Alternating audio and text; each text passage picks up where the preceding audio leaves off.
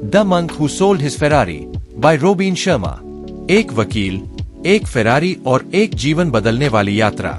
Robin Sharma की यह किताब एक काल्पनिक लेकिन प्रेरणादायक कहानी है जो जूलियन मैंटल नामक एक प्रसिद्ध और सफल वकील के इर्द गिर्द घूमती है।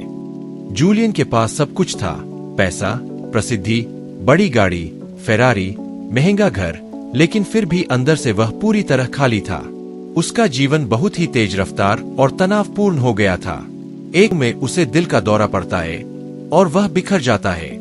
इस मोड़ पर वह सब कुछ छोड़कर भारत आता है, जहां वह हिमालय में रहने वाले सेजेस ऑफ सिवाना से मिलता है। वहां उसकी पूरी जिंदगी बदल जाती है। जूलियन की चमत्कारी रूपांतरण की कहानी। जूलियन जब वापस लौटता है तो वो पहले जैसा नहीं होता। उसका शरीर पहले से कहीं अधिक स्वस्थ, चेहरा शांत, आंखें चमकदार और उसके मन में एक गहरा संतुलन और शांति होती है। यह रूपांतरण सिर्फ शारीरिक नहीं था, यह मानसिक और आत्मिक था। वह कहता है, मैंने सफलता का सही मतलब वहां जाना जहां मेरे पास कुछ नहीं था। सेजेस ऑफ सिवाना और 7 महान जीवन सिद्धांत। जूलियन को सिखाए गए सिद्धांतों का केंद्र एक रहस्यमय कहानी थी जिसमें 7 प्रतीक छुपे थे और हर प्रतीक जीवन के एक मूल्यवान नियम का प्रतिनिधित्व करता है। 1. शानदार बगीचा, मैग्निफिसेंट गार्डन। मन को पोषित करो। एक सुंदर बगीचा आपके मन का प्रतीक है। आप इसमें क्या बोते हैं वही उगता है। अगर आप मन में नकारात्मकता, गुस्सा, डर और चिंता बोते हैं तो वही आपका व्यवहार बन जाएगा। उदाहरण जैसे आप हर दिन बगीचे को साफ करते हैं, वैसे ही हर दिन अपने मन की सफाई करें, सकारात्मक किताबें पढ़ें, ध्यान करें और आभार व्यक्त करें। 2. विशाल लाइट हाउस, उद्देश्य का प्रकाश स्तंभ। यह प्रतीक है साफ लक्ष्य और उद्देश्य का। जब आपके पास जीवन में दिशा होती है तो ऊर्जा, ध्यान और समय बर्बाद नहीं होता। उदाहरण, अगर कोई छात्र जानता है कि उसे डॉक्टर बनना है तो वह डिस्ट्रैक्शन से बचेगा और अपना समय उसी दिशा में लगाएगा। 3. जापानी सुमो रेसलर, आत्मानुशासन। यह 9 फुट लंबा पहलवान अनुशासन का प्रतीक है।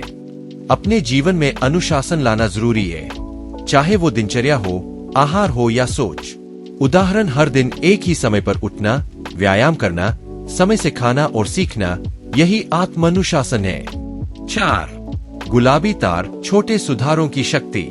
सुमो पहलवान गुलाबी तार से ढका हुआ था, जो दर्शाता है कि जीवन के असली परिवर्तन अक्सर छोटी छोटी आदतों से आते हैं। उदाहरण, हर दिन सिर्फ 10 मिनट ध्यान करना, 5 मिनट ग्रेटिट्यूड लिखना या हर दिन सिर्फ एक नया शब्द सीखना, ये छोटे प्रयास भविष्य बदल सकते हैं। 5. सुनहरी घड़ी, समय की कीमत समझो। वह सुमो पहलवान एक सुनहरी घड़ी उठाता है जो समय का प्रतीक है। समय सबसे कीमती संसाधन है, लेकिन हम उसे सबसे ज्यादा बर्बाद करते हैं। उदाहरण, अगर आप हर दिन 1 घंटा सोशल मीडिया कम करें और वह समय पढ़ाई, फिटनेस या रिश्तों में लगाए तो आपकी जिंदगी पूरी तरह बदल सकती है। 6. पीली गुलाब की खुशबू, दूसरों की सेवा। जब पहलवान गिर जाता है तो उसे जगाती है पीले गुलाब की खुशबू। यह सेवा और करुणा का प्रतीक है। जब आप दूसरों की मदद करते हैं तो खुद को सबसे ज्यादा फायदा होता है। उदाहरण, किसी दोस्त को सुनना, किसी जरूरतमंद की मदद करना, ये आपको आत्मिक संतुलन देते हैं। 7. हीरों से भरा रास्ता, वर्तमान में जीना। पहलवान जागने के बाद हीरों से भरे रास्ते पर चलता है। यह उस यात्रा का प्रतीक है जो आपको सच्चे आनंद तक ले जाती है। यह रास्ता साधारण दिख सकता है, लेकिन अगर आप हर दिन को पूरी जागरूकता और संतोष से जिए, वही असली सफलता है।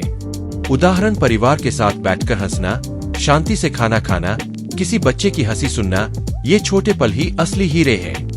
जूलियन का अंतिम संदेश, सेवा ही जीवन का लक्ष्य है। जूलियन अंत में कहता है कि उसका उद्देश्य अब सिर्फ खुद को नहीं बल्कि औरों को जागरूक बनाना है, क्योंकि अंत में आप अपने साथ कोई गाड़ी या पैसा नहीं ले जाते, केवल अपनी आत्मा की शुद्धता और सेवा का कर्म ले जाते हैं।